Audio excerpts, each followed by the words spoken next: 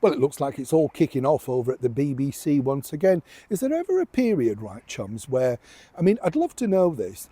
You've had your TV licence reminder, we all have, right? And you get that sent through. And what makes me laugh is now, you will have seen this. They basically write on the thing, let us know the reasons if you want to leave, why you're leaving. You wouldn't have enough space on the letter, would you, to write back and say, I'm leaving because it's absolutely rubbish. It was one of the most, well, solely respected broadcasting organisations in the world. Everybody turned to it.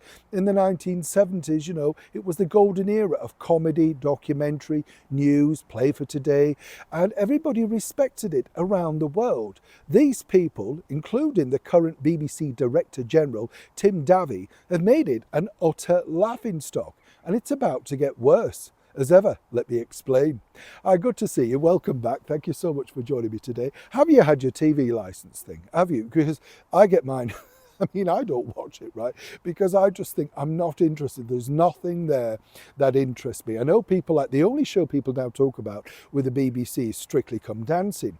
And, you know, the problems that you've got are not only have they just openly lied on the world stage about the President of the United States. The bottom line is, if that were you, and you would, this is the way I would look at that, whether you like President Trump or not, right? If that were you and you were doing a speech, say, of somebody's big event or your corporate do or a wedding speech, and they just doctored it to suit their needs, wouldn't you be angry? I mean, it's, you know, it's absolutely disgraceful the way that they've operated it. And nobody has been fired, given a warning, reprimanded. The BBC are laughing at you. You really should not pay your BBC TV licence fee. And another reason why you shouldn't is simply this.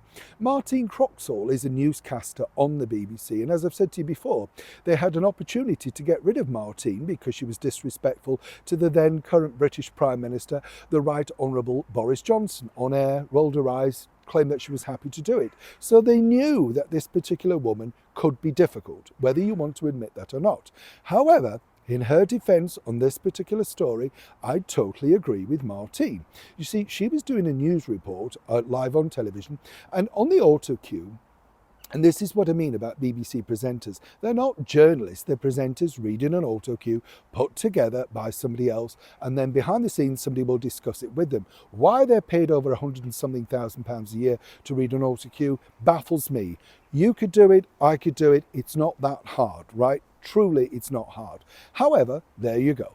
Now, the bottom line is Martine objected to the fact that she was told to say on the auto cue, pregnant people, so not to offend the trans community. She rolled her eyes, and you may already know this story, and basically said pregnant women.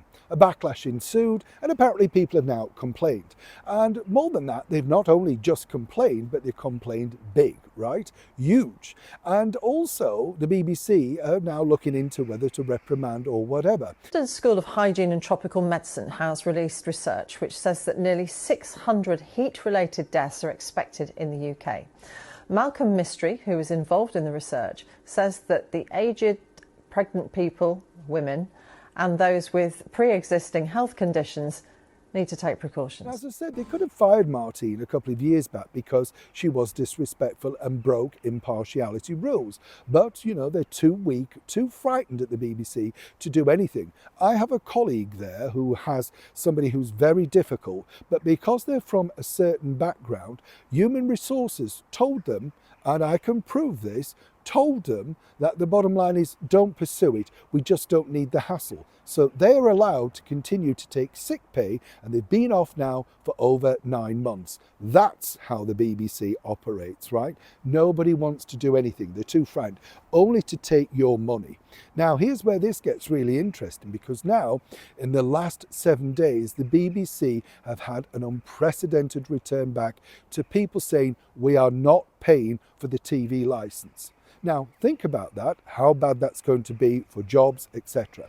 But on top of all that, weak as water Prime Minister Keir Starmer basically said he's standing with the BBC Director General, even though the most important man in the world, Donald Trump, was disgraced and, of course, basically be called out to be a liar. But the British Prime Minister thinks that's fine. Well, of course he does. He does it on a daily basis himself, alongside his ministers. Now, back to the BBC. They can't decide what to do with Martine, but the bottom line is nobody will dare fire her, and in this instance it's because people agree with her. And that's the problem. Suddenly when you agree with the people doing the right thing, the BBC don't know what to do. But the bigger issue now is more and more are sending the letters back saying, we're not paying. And truly, there is nothing they can do. Neil Shawn, Kensington, London.